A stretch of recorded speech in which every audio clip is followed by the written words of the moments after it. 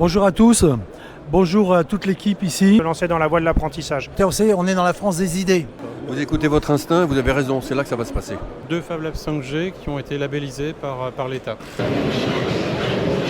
Mais 70% des choses sont encore à inventer. Les jeunes, je pense, qui peuvent apporter une plus-value dans votre industrie. Mais bien évidemment. Engagez-vous. Les gars, là, si vous allez dans l'industrie, vous allez avoir des belles carrières. Bon, je devais faire une intro, mais je savais pas quoi faire comme intro. Et voilà. Non, sérieusement, plus de 100 vues pour la première vidéo, c'est juste exceptionnel en si peu de temps. Donc je voulais vous dire d'abord merci. N'hésitez pas à partager au max à tout le monde. Sans plus tarder, la deuxième vidéo sur les interviews. Bonjour à tous, aujourd'hui on est avec une interview d'EasyTech International. Tout d'abord, est-ce que tu peux te présenter et qu'est-ce que fait l'entreprise ? Bonjour, donc je suis Martin Schwilman, chef des ventes chez EasyTech International. L'entreprise était un intégrateur, développeur de logiciels pour tout ce qui est préparation de commandes et amélioration des flux intralogistiques à l'entreprise. Comme cette machine par exemple en fait. Tout à fait, ça c'est un car à fourche AMR, donc c'est un robot qui se guide tout seul et qui va prendre des palettes à un endroit et les déposer à l'autre. Pour pouvoir travailler dans cette entreprise, quelle formation tu as fait pour pouvoir l'intégrer ? Alors moi j'ai fait un BTS commerce international suivi d'une école de commerce et je suis dans l'entreprise depuis 1 an et demi. Donc avant ça j'ai fait 25 ans d'expérience en commercial. Mais EasyTech International est une entreprise qui embauche énormément d'alternants et de stagiaires de tout domaine, que ce soit des ingénieurs en électronique, en mécanique, en programmation, des commerciaux aussi ou des jeunes dans le service marketing. Là on a des gens de tous horizons. Quelle est ta vision et ton avis sur les jeunes par rapport à l'industrie ? Est-ce qu'ils sont vraiment mis en avant, acceptés ou ils méritent d'avoir leur place en fait ici ou pas ? Dans notre entreprise, ils sont mis en avant parce qu'on les intègre, chaque année on intègre des alternants et des stagiaires. Et je trouve que justement, on embauche des jeunes pour avoir leur connaissance et leur veille intellectuelle quoi, en fait, et qui nous apportent des choses nouvelles, des idées nouvelles dans nos entreprises, enfin dans notre entreprise. Est-ce que tu aurais un dernier conseil pour les jeunes qui veulent se lancer dans l'industrie ? Postulez chez nous. C'est tout simplement, postuler chez EasyTech International. Bonjour, aujourd'hui on est avec l'entreprise Olum. Est-ce que tu peux te présenter et l'entreprise ? Alors moi je m'appelle Simon, on est basé à Lille et on a développé une application qui permet de faire du suivi de ressources dans les entreprises. Donc concrètement c'est de la traçabilité, on est capable de faire du suivi de production, du suivi de stock, du suivi d'équipement pour tout ce qui est maintenance et du suivi de personnes, gestion des habilitations, des certifications et autres. Quelle est la différence entre IoT et IT ? Donc entre IoT et IT, donc IoT ça va plutôt être du capteur qu'on va mettre sur des équipements qui vont remonter de la donnée et puis derrière je dirais qu'IT, faut traiter cette donnée et puis faire des KPI, faire des dashboards, des choses comme ça pour que vous puissiez exploiter la donnée. Quel est ton avis sur les jeunes, sur l'industrie, l'IT par exemple ? Est-ce qu'ils sont vraiment les bienvenus ? Est-ce qu'ils peuvent vraiment s'exprimer à plein potentiel ? Moi j'ai envie de dire que les jeunes c'est l'avenir. Non, oui bien sûr, surtout dans l'IT, faut toujours avoir des gens qui soient connectés, qui soient avides de nouvelles choses, avides de nouvelles technologies, des choses comme ça. Par exemple, toi, tu as fait quel parcours pour pouvoir travailler là-dessus ? Moi j'ai fait un parcours technique, une école d'ingé en alternance. C'est quoi le parcours technique ? BTS, prépa, et puis après école d'ingé. Un dernier conseil pour les jeunes, pour l'industrie ? Un conseil comme ça, lisez beaucoup de livres. Non, j'en ai un. Un conseil ? Moi j'en ai un pour de vrai. On a un gars chez nous qui est développeur qui s'est auto-formé. Donc tout le temps vous pouvez trouver des opportunités. Ce qui est important c'est de kiffer et de vouloir comprendre. Donc soyez curieux. Ça peut être des livres mais ça peut être aussi des formations. Voilà. Merci beaucoup pour le conseil. N'hésitez pas à Olum. Oui. Olum. Voilà, ils font du taf et c'est bien.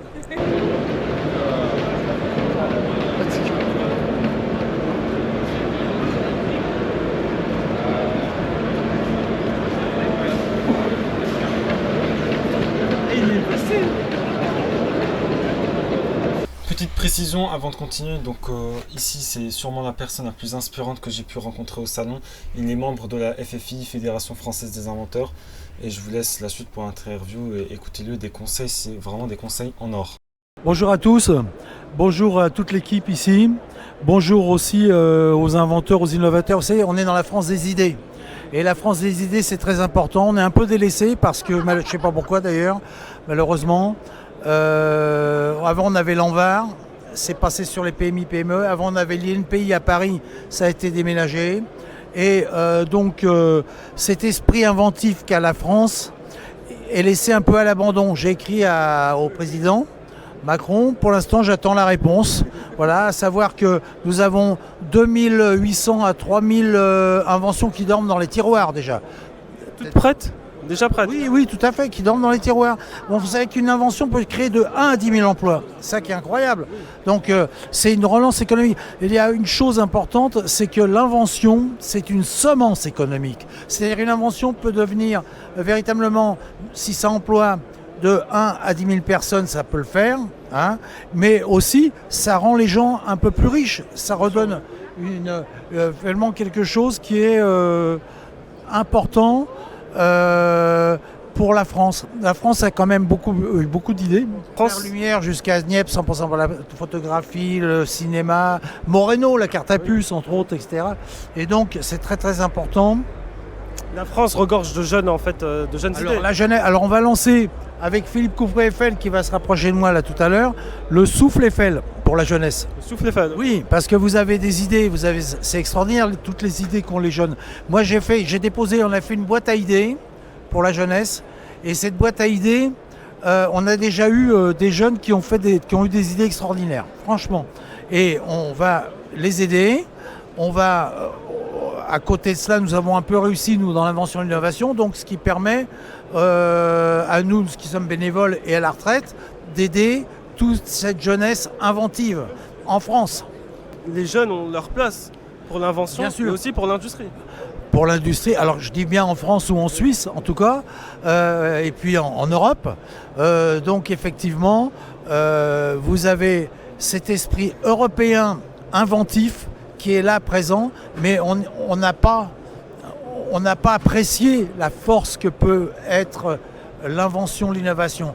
C'est une force économique. C'était ce que je vous dis, une semence économique pour la richesse.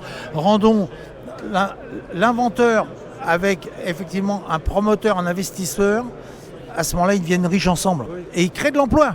Oui. Et ça va à la banque après le pognon. Oui, hein, voilà, donc je m'excuse de dire de l'argent. Voilà. Voilà. Moi, j'ai peut-être une question. Par exemple, moi j'ai envie d'inventer des objets, d'apporter une plus-value à la France. Et j'ai peut-être une question un peu ou à la Suisse ou à l'international. Oui, oui. Mais j'ai peut-être une question pour m'aider et m'éclairer. Qu'est-ce que l'invention? Comment inventer? Comment savoir que cette invention va être utile pour la France? Vous avez un modèle, c'est Bertrand Piccard. Bertrand Piccard qui a fait cet avion extraordinaire, qui est quelque chose pour l'avenir, parce que d'abord, ça ne pollue pas. On peut circuler gracieusement grâce au soleil. Hein, il a fait un tour du monde quand même. Hein. Oui, c'est vrai. Voilà. Moi, je suis sur un Zeppelin aussi, un trimaran volant. Et donc, il faut penser à des choses, à un autre monde. Hein, le monde change. Vous êtes dans un autre monde. Alors pensez, il y a, allez, je sais pas moi, 70 000 encore inventions, 70% des choses sont encore à inventer. Voilà, je le dis, c'est une image, mais 70% des choses sont encore à inventer. Bien sûr, mais bientôt on ira peut-être dans d'autres mondes, dans d'autres espaces. Et effectivement, on pourra circuler entre la Lune et la Terre plus librement qu'on le fait maintenant. Mais en tout cas, si vous avez une invention, d'abord, il ne faut pas en parler aux autres. Ah d'accord. Il faut la protéger. Ah, okay. Une petite enveloppe solo, comme on dit en France, ou ma preuve, ça s'appelle aussi, qui appartient à l'INPI en France. Et à ce moment-là, vous commencez à avoir des spécialistes. Une fois que vous avez déjà un premier dépôt pour l'antériorité. L'antériorité, c'est très important. À telle date, à telle heure, vous avez eu cette idée-là. Ensuite, il est évident que vous avez eu cette idée-là, c'est très bien. Mais il va falloir la développer. Donc, il faut aller voir des gens qui sont susceptibles de vous le dessiner. Ouais. Des designers par exemple, hein. Vous avez Créapol rue de Rivoli à Paris qui peut très bien vous faire aussi une maquette, hein. Ça dépend de l'idée qu'on a, hein. Et ensuite de voir un constructeur hein, une industrie, un industriel. Ensuite, une fois que le prototype est fait, il faut exposer. Hein. Faut développer aussi, penser à déposer le brevet, de voir s'il n'y a pas quelqu'un d'autre qui l'a inventé ailleurs dans le monde. Voilà. Donc c'est ce qu'on appelle la recherche d'antériorité. Hein. Et une fois qu'on a cette recherche d'antériorité, qu'on a le brevet, alors là il faut foncer avec trouver un sponsor, trouver donc un partenaire. Ah, ça peut être des fois de l'industriel lui-même. Oui. Après un distributeur. Oui. Qui lui a des représentants dans la spécialité et vous lance le produit. On a eu l'exemple d'Antenne Grain qui a créé des nouvelles antennes pour la télévision. Il était chez nous et après il est distribué par Leroy Merlin, par Castorama, par etc. Et donc ça marche pas mal. Hein, voilà. On en a un autre qui a eu par l'Arabie Saoudite à peu près 7 millions d'euros, il a touché. Voilà, parce que ça plaisait, c'était pour nettoyer les tapis. Tout là-bas c'est spécial, hein, c'est tout. Oui, il y a beaucoup de tapis. Tout ça, voilà. Et donc il a monté, à condition qu'il monte une usine sur place. Mais dans l'argent qu'il a touché, il a dit je veux bien monter une usine sur place, je veux monter aussi une usine en France. Okay. Voilà. Alors tout ça, ça se développe, ça part de. Il y a tout un processus. Hein. C'est comme si vous montiez sur un escabeau. Hein. Voilà. Hein. Voilà. Et donc ça redescend. Okay. Voilà. Est-ce que vous aurez un dernier conseil pour les jeunes ? Ne baissez jamais les bras. Baissez jamais les bras ? Oui, ne baissez jamais les bras. Sauf si on vous dit mais non c'est con, c'est une catastrophe, si on a des centaines qui vous disent ça ou des dizaines ou des centaines, là faut arrêter, sinon vous perdez votre temps. Alors il faut passer un cap, changer de cap. Hein. Alors je vais vous présenter Philippe Coupry-Eiffel, hein, donc, qui est notre président d'honneur de la Fédération française des inventeurs. Voilà. Alors c'est un inventeur ici, justement il a créé des couverts, fourchette, cuillère. Ici, c'est un peigne qui se branche sur la douche. On peut peigner les... Et ça, je sais pourquoi il s'intéresse, Philippe Coupry-Eiffel, pour cela. C'est aussi pour les chevaux, pour les crinières des chevaux. On a ici des inventeurs qui, peut-être, vont devenir riches. On a quelques-uns qui ont réussi quand même. Il y en a qui n'ont pas trop réussi. Donc on leur dit à ce moment-là, non, stop, arrête, parce que tu ne vas pas hypothéquer ta maison, tu ne vas pas... c'est un divorce et tout ça, c'est une catastrophe. Donc il faut retravailler normalement, voilà. Parce que l'invention, c'est aussi... on a une passion. On est des passionnés au niveau de l'invention. Et des fois, on s'y perd. Hein. Il faut faire très attention là-dedans. Donc ici, comme entreprise très intéressante que j'ai pu découvrir dans le salon du Global Industry. Donc, bah oui, quand même, vous en doutez pas que j'allais pas mettre tout de suite l'interview avec Monsieur Coupry-Eiffel. Il faut d'abord présenter d'autres innovations que j'ai pu découvrir au salon. Donc ici, nous avons l'entreprise Athletics 3D. Et le but d'Athletics 3D, c'est d'accompagner les sportifs de très haut niveau grâce à la fabrication additive. Et donc ici, pour ce que j'ai pu tester comme sport qu'ils ont présenté, c'est aussi le sport du biathlon. Donc pour les sportifs de biathlon, ils adaptent la carabine suivant les demandes du joueur pour que le joueur, l'athlétique du biathlon, soit le plus adapté, le plus en meilleure position pour pouvoir effectuer lors des compétitions et pouvoir les gagner de la meilleure des façons et être prêt à 100%. Donc ici, ils peuvent mouler la main du joueur pour que le joueur s'agrippe bien à la carabine. Ils peuvent rajouter du poids devant, comme on peut voir avec tous les éléments bleus. Tous les éléments bleus, en fait, c'est ce qui a été imprimé grâce à la fabrication additive. Et suivant toutes les autres demandes du joueur que peut demander, Athletics 3D l'imprime grâce à la fabrication additive et pouvoir l'adapter sur le joueur. La dame qui m'explique ici, comme vous pouvez voir, m'a même dit aussi que parfois il moule les joues du joueur pour que, une fois pour viser correctement, il puisse viser de la meilleure des façons, le plus confortablement possible. Ils sont aussi dans d'autres sports, par exemple comme dans l'escrime, l'aviron, le hockey, le short track, le tir à l'arc, le cyclisme, le golf. En fait, dans tous les sports où il y a beaucoup d'équipements utilisés, Athletics 3D est présent pour accompagner les sportifs et pouvoir en fait chaque sportif finit avec sa carabine, son vélo, de la meilleure des façons. Et pour avoir testé, honnêtement, je peux dire que c'est plutôt pas mal et vraiment c'est super confortable. Vraiment quand on l'attrape, quand on agrippe la carabine à la main, vraiment on se sent vraiment à l'aise et en fait on sent pas vraiment le poids, peut-être grâce à l'équilibre des poids qui sont rajoutés devant. Et vraiment, je ne sentais pas vraiment trop le poids de la carabine. Et pour viser, c'était vraiment agréable, intéressant. Et franchement, Athletics 3D, c'est vraiment une entreprise très intéressante que je recommande. Ça a touché?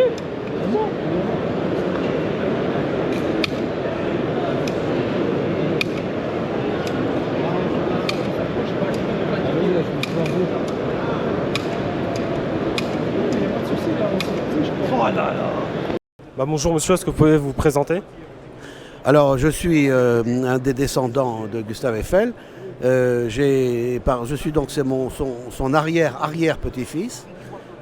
Gustave Eiffel a eu 5 enfants et 3 filles. Et la dernière, c'était Valentine, qui est morte en 1967. Et j'ai eu la chance de bien la connaître. Et de Connaître Valentine? Ah ben très bien, oui, jusqu'à l'âge de 16 ans. Et de vivre dans on peut dire, les propriétés que lui avait donné son père ou qu'avait acquis son mari. Alors on avait des propriétés un peu partout, mais c'était amusant parce qu'on était au milieu des objets scientifiques, au milieu des bibliothèques de l'ingénieur, et évidemment elle me parlait beaucoup de son père. Oui, justement. Elle était très fière de son père. Son père, ce que je dis toujours, il n'a pas construit de murs. Il a construit des ponts, il a construit des passerelles, il a construit des monuments et qui font plaisir, qui rassemblent et qui encore, on peut dire, sont des symboles de reliance.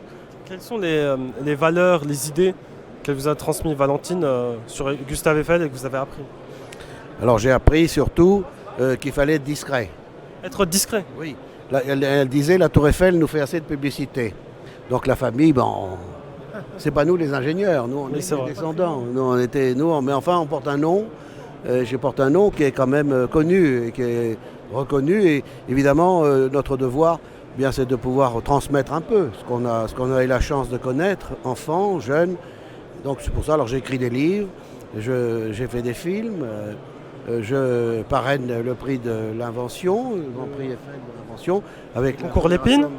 Non, pas le concours Lépine, avec la Fédération Française des Inventeurs, okay. M. Roquillon. Voilà. Concours Lépine, c'est autre chose. C'est autre chose. Et voilà. Mais enfin, Eiffel aussi inventé. Il a inventé des tas de choses. Il a fabriqué, il a envoyé à travers le monde des pièces de fer qu'il mettait dans des caisses en bois. Et il les inventait, mais il les envoyait avec une notice de montage. C'était un peu on peut dire... l'ancêtre de Ikea? Oui, un peu, si on peut dire. Oui, voilà. Et il y avait un chef de chantier qui accompagnait, mais alors il envoyait ça au Brésil, il envoyait ça en Argentine, au Vietnam, en Chine même. En Chine, il y a plus de 100 ponts, 100 petits ponts comme ça, qui ont été fabriqués par Eiffel en France, à Levallois-Perret, et qui étaient envoyés là-bas, et qui étaient montés par les populations locales, par les Chinois. À l'époque, on est en 1893, c'est incroyable, hein? Mais c'était très avant-gardiste, il a inventé beaucoup de choses. Il a inventé plein de choses. Il a inventé aussi des écluses, qui étaient les premières écluses qu'il a envoyées à Panama pour le canal, et avec des brevets. Il a inventé aussi beaucoup de procédés de lancement de ponts qui sont encore d'actualité aujourd'hui, comme des galets, des porte-à-faux, etc., qui sont repris par les grandes entreprises de construction. Qu'est-ce que, pour vous, selon vous, Gustave Eiffel se différencie des autres inventeurs et comment il a pu pouvoir réaliser des monuments historiques, qui est la Tour Eiffel par exemple? Ça, c'est un peu ça a été effectivement un constructeur. Il y a beaucoup d'inventeurs qui en restent à l'invention. Et lui, c'était un inventeur, mais c'était aussi un constructeur. Il passait à l'action, il construisait après. Voilà, il passait à l'action, exactement ça. Il ne restait pas les deux pieds dans le inventer. Après, non, il inventait, il fabriquait, il construisait. Il envoyait à travers le monde, il commercialisait des pièces de fer. C'était un homme d'affaires aussi. C'était un homme d'affaires? Oui, tout à fait. Oui, c'était un homme d'affaires. Oui, bien sûr. Vous savez, la Tour Eiffel, il fallait quand même c'est lui qui l'a payée. Donc il fallait avoir l'argent pour la payer déjà. Donc si on n'a pas gagné l'argent, c'est qu'on n'est pas un homme d'affaires. Donc lui, c'était un homme d'affaires, mais aussi c'était quand même quelqu'un qui a fait des monuments qui sont encore historiques et qui sont encore modernes et qui rassemblent. Les gens aiment aller à la Tour Eiffel. Il y a beaucoup qui viennent se marier à la Tour Eiffel. Reste une belle œuvre.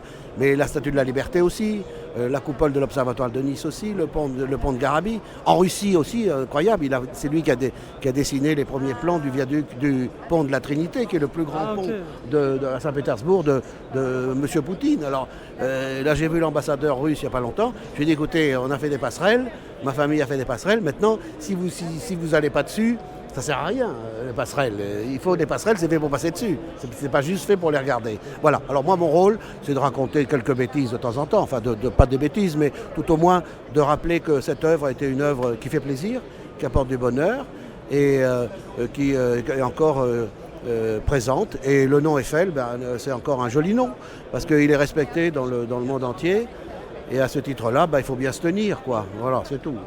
Est-ce que pour vous, un jeune ou même un inventeur, quand il arrive, il mérite sa place dans l'industrie ou tout simplement exprimer ses idées et la développer jusqu'à la fin du processus?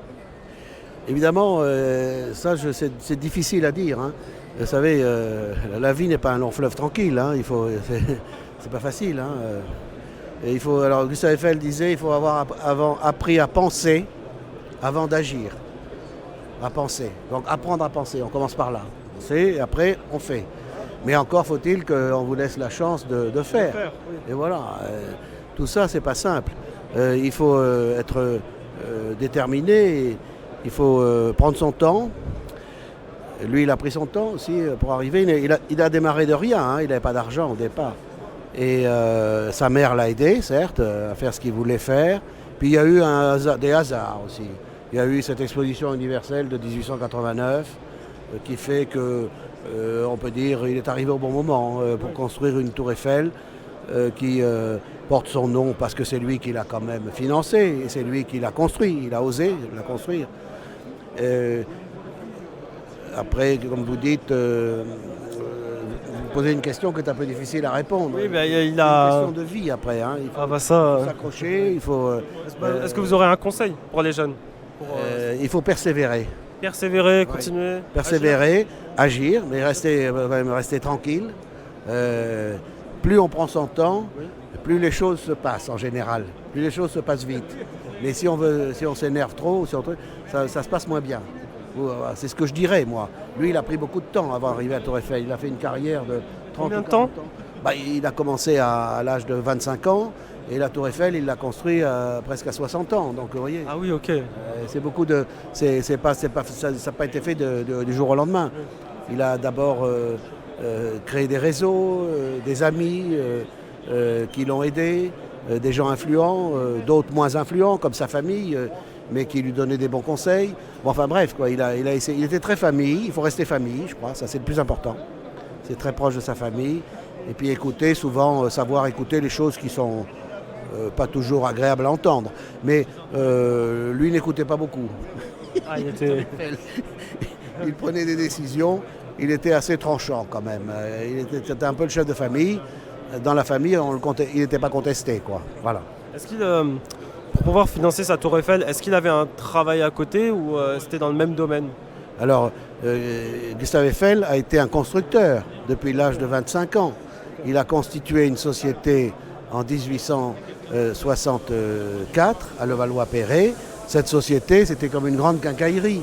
Il construisait des ponts, des gares, des monuments, il a construit tout. Hein. Il a construit des bâtiments industriels pour les dirigeables. Et avec ça, il a pu financer la Tour Eiffel. Avec ça, il a gagné de l'argent, évidemment. Ouais, il a fait vivre son entreprise. Il a inventé le procédé de construction en kit, c'est-à-dire qu'il a inventé des ponts qu'on pouvait fabriquer à Paris et qui étaient montés en kit dans le monde entier. Ça a beaucoup aidé son entreprise. Et puis surtout, il a participé pendant la Tour Eiffel à la réalisation du canal de Panama avec Ferdinand de Lesseps. Donc c'est lui qui a amené les écluses là-bas et il s'est fait payer d'avance. Ce qui fait que ça lui a permis de construire la Tour Eiffel. Et il avait le chantier du canal de Panama. Bon, la caméra a perdu de la batterie et s'est complètement éteinte lors de l'interview, donc je suis complètement triste.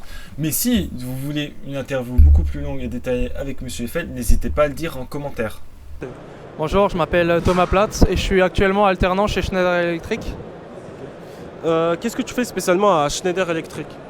Déjà, pour vous dire qu'on est ici au salon du Global Industry et je vous accueille sur l'îlot du Kobo, notre partenaire collaboratif conçu par Schneider Electric. Qu'est-ce que je fais chez Schneider Electric? En fait, moi, je fais des études en alternance dans une école de commerce, un MBA ingénierie d'affaires. Et là, je suis dans l'équipe marketing, industrie et clientèle finale. Et là, aujourd'hui, je présente justement un des produits que nous avons lancé cette année, un Kobo. Ouais.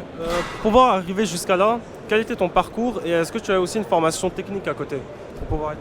Ouais, en fait, donc, comme vous qui m'interviewez, moi j'ai fait un DUT génie électrique à la suite du lycée. Et ensuite, après ce DUT génie électrique, comme j'en avais les capacités, j'ai continué en école d'ingénieur, cette fois en alternance, parce que moi je recommande vraiment l'alternance. Donc j'ai fait 3 ans chez Schneider Electric, déjà à ce moment-là, en tant que chef de projet, avec des missions avec les centrales nucléaires. J'ai même été amené à faire un stage à l'étranger de 6 mois aux États-Unis, aussi dans une usine de Schneider Electric. Et là, je me retrouve encore en alternance chez Schneider Electric. Que du Schneider en tout cas, ok, c'est très bien. Ouais, c'est ça. En plus, je diversifie mes expériences chez Schneider. C'est vraiment une belle boîte qui est mondiale. Et on dit souvent que c'est la plus locale des entreprises globales. Est-ce que tu aurais... quel est ton avis sur l'industrie auprès des jeunes? Est-ce que vraiment l'industrie, c'est vraiment une niche, un parcours vraiment intéressant pour les jeunes? Ouais, je pense que l'industrie, particulièrement en France, ça attire beaucoup de monde. Et je crois que justement le ministre délégué de l'industrie hier a annoncé un chiffre, c'est que depuis 2017 ou 2019, c'est l'industrie qui a créé le plus d'emplois en France, plus de 120 000. 120 000.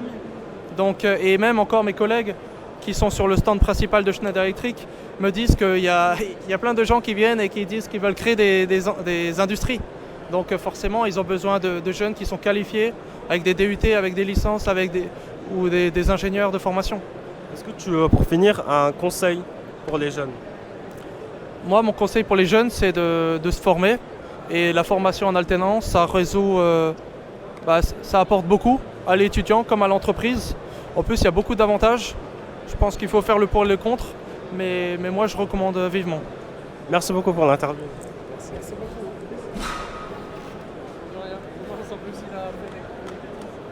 Donc juste petite précision sur le robot qui a été présenté par l'intervenant de Schneider Electric. Donc ici c'est un Kobo. Donc un Kobo c'est un robot collaboratif. Donc à contrario des robots qui sont complètement automatisés en usine pour effectuer une certaine tâche, ici le but du Kobo c'est d'être vraiment le compagnon de l'homme dans son travail. Donc le but de Kobo c'est qu'il n'est pas vraiment autonome, il travaille en collaboration directe avec l'humain en vue d'augmenter sa productivité et de réduire par exemple ces tâches qui sont très pénibles. Donc par exemple soulever des charges très lourdes, peut-être des soudures micro très précises. Donc ici avec ce robot, la présentation que vous avez fait, c'est que ici bon, il fait tourner un avion autour d'un globe et des puzzles il les remet à un certain endroit. Soit il le programme et le téléverse directement, soit il peut enregistrer directement les mouvements au Kobo en appuyant sur 2 boutons et effectuer un certain mouvement sur plusieurs axes. Le Kobo l'enregistre, puis effectue par la suite ces 2 tâches là. Ça peut bien sûr être ici c'est à but de démonstratif, mais ça peut aussi être pour d'autres applications plus intéressantes. Bonjour, aujourd'hui on est avec l'entreprise TipTrack. Est-ce que tu peux te présenter et l'entreprise? Oui, alors Rudy, je suis responsable support chez TipTrack depuis 3 ans et je coordonne aussi notre bureau, notre antenne chinoise. On a un bureau effectivement là-bas en Chine pour proposer nos outils de suivi de performance industrielle.